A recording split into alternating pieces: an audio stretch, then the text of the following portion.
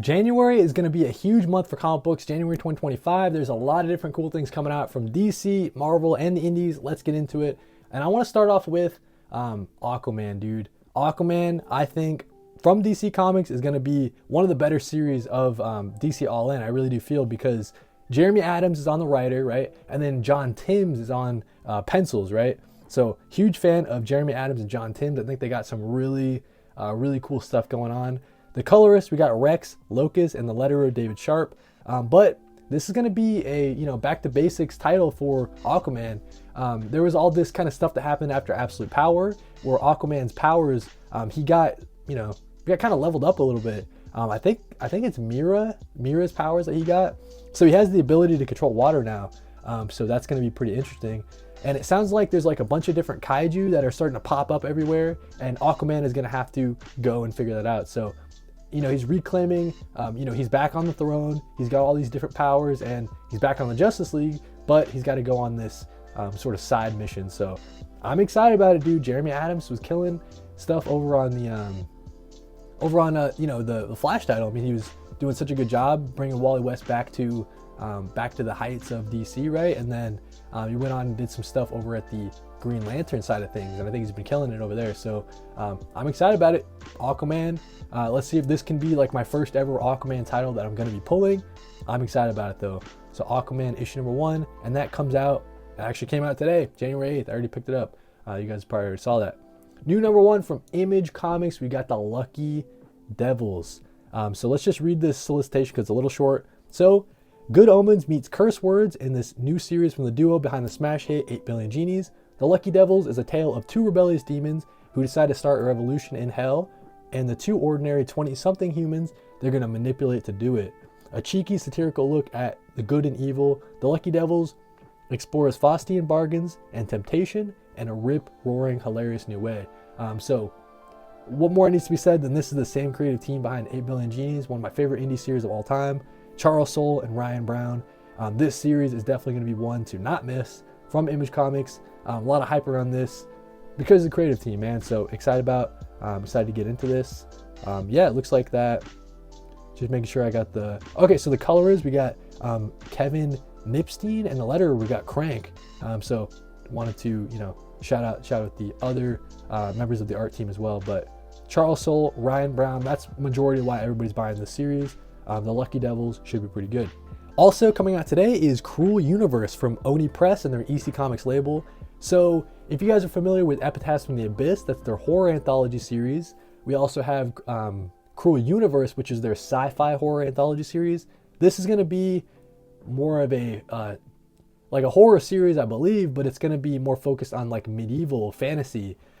So if we're looking here, we have, they mention Cruel Universe is EC's first ever dark fantasy anthology, tales of myth, magic, and murder from forbidden realms long before our own. And then we have stuff from Al Ewing here, Chris Condon, who's doing great stuff over at DC right now, Greg Pak, and Kano as an artist, Leo Max as well as an artist. So just an all-star creative team on this, and I've really been enjoying everything EC's been doing on their anthology side of things. Definitely Cruel Universe is my favorite, but Epitaphs from the Abyss is super solid as well. And then Cruel Kingdom, man, this should be pretty fun. Just looking at kind of like the dark fantasy side of things. So always down for a new anthology series, and this one seems to be pretty good. So that again is from EC Comics over at Oni Press, and that comes out January 8th. Moving right along, we also have a new series today from Dark Horse Comics. So I picked this up today. We have Those Not Afraid. So for those that don't know, this is written by Kyle Starks, who's a 3-time Eisner nominee. Congrats to Kyle Starks, dude. You'll get it one day. Really love Kyle Starks stuff. This is going to be for fans of true crime and murder fiction. So we have 2 serial killers that discover they're within, I remember this one now. They're within, within reach for the state, the record for the most kills. So these 2 serial killers are going to be going head to head trying to, break the record. So kind of like a dark kind of humor that Kyle Starks is known for, but just on that concept alone, I mean, it just sounds insane. But huge fan of true crime and murder fiction, definitely. So Kyle Starks written, I'm there, man. So Those Not Afraid, issue number 1 from Dark Horse Comics, that came out January 8th. So it should be in comic shops if you're watching this. Coming out on Jan 15, man. Huge day over at Marvel Comics. We have Ultimate Wolverine. So this is spinning out of, all the Ultimate Universe stuff over at Marvel Comics. This has Chris Condon as the writer. I was just mentioning him. He's been killing it lately. And we have Alessandro Cappuccio, who I think they were doing the art on the Moon Knight series. Really standout stuff over there. So Ultimate Wolverine, man. This was one of my most anticipated of the year for sure. I'm just a huge fan of Chris Condon and Cappuccio on the art. But another entry into the Ultimate Universe. I'm glad they're expanding it. Especially now, dude. I'll be honest with you guys. I dropped Ultimate Black Panther. You pick up Ultimate Wolverine, right? So the same amount of Ultimate Universe titles that I'm picking up.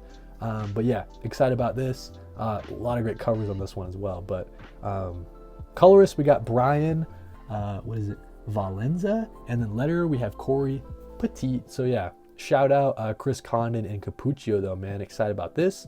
This comes out, like I said, Marvel Comics on January 15th. So look out for that. Next up, a couple more to go through, guys. You Won't Feel a Thing. The rest of them are indie series, so definitely excited about some indie series coming out. You Won't Feel a Thing from Distillery releases on January 15th. And guys, Scott Snyder and Jock, right? So the two creators that, one of the most legendary comic book duos of all time. And this series is off to just a super great start. It says down there, for fans of Zodiac, Memento, and True Detective. That's right on the money, dude. If you're fans of any of that, definitely check out You Won't Feel a Thing. I was having a lot of fun with You Won't Feel a Thing, man. So it's Distillery is known for their kind of prestige format.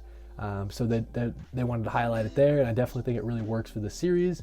It's all about this dude who, he was like one of the best detectives back in the day, but he has since kind of fallen victim to, I think, brain cancer. So he's on the way out the door, but before he passes, he wants to solve this one last crime that he was never able to solve, because it seems like the killer from back in the day, he's starting back up again, man. So this detective, Jack Bernard, is really going to go after, before he finally kicks the bucket, he's got to solve this one last crime, man. But yeah, I really enjoyed You Won't Feel a Thing. Definitely recommend picking it up from Distillery. That's on January 15th. Moving right along, we got 4 more. So this one is part of the Horizon experiment. For those who don't know, it's kind of like a giving kind of unrepresented, marginalized communities kind of a bigger voice in comic books. So I think it's got a really strong message behind it. But essentially, the Horizon experiment is just space for these different, creators of color to come in and kind of tell a story that maybe not, it wouldn't have been told otherwise, right? And the whole kind of thing is stories that but what if the main protagonist came from a different background than previous, right? So in this one, it's going to be focused on kind of like a Tomb Raider sort of story, but I believe it's a reverse Indiana Jones, right? So this person is going to be stealing from the museums and putting it back into their native culture. So really interesting flip on the classic concept that we know. And yeah, so I'm excited about this. Hopefully my shop gets them in. But we have the Horizon Experiment, Finders Keepers, issue number 1 on January 15th. And I believe the whole thing is that if any of these Horizon Experiment series like do really well, the issues number 1, then we'll eventually see those as like a continuing series. So gotta support the Horizon Project, man. There's a couple that I missed and I feel kind of bad about it. I think the initiative is really strong. But yeah, Finders Keepers, issue number 1, Reverse Indiana Jones from Image Comics, and that comes out on January 15th. Sounds pretty cool. We also have interesting, dude. So there's two different series that are focused on trains that are coming out this month. So first one from Mad Cave Studios, we have Kill Train. This one is all about this extermination program in the future, New York City, where you're picked at random and then at the end of the line, you're all going to die. So it's just like a population control type of thing. So really interesting concept. And I think Mad Cave Studios has been really killing it lately. Not familiar with any of the creators. We have Olivia Quarto Briggs and Martina Niosi. So not familiar with those creators, not familiar with their previous works, but interesting kind of setup for Kill Train, man. These this single mom is on the kill train, and she's gonna have to try to, like, you know, not die, not fall victim to the kill train. So this series sounds pretty interesting.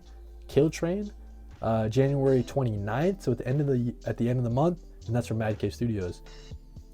Just because it's actually it also comes out on January 29th. So on the same day, we're getting two stories about trains. We have Blood Train, okay?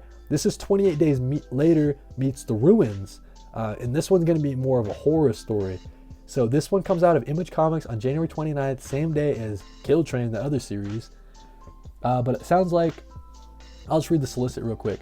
After backpacking through Asia, a group of friends climb aboard the Serbian Express to start their journey home. Little do they know they bought a one-way ticket to hell, as one of them has been infected with a bioweapon that will turn into a monster who will slaughter everyone on the train.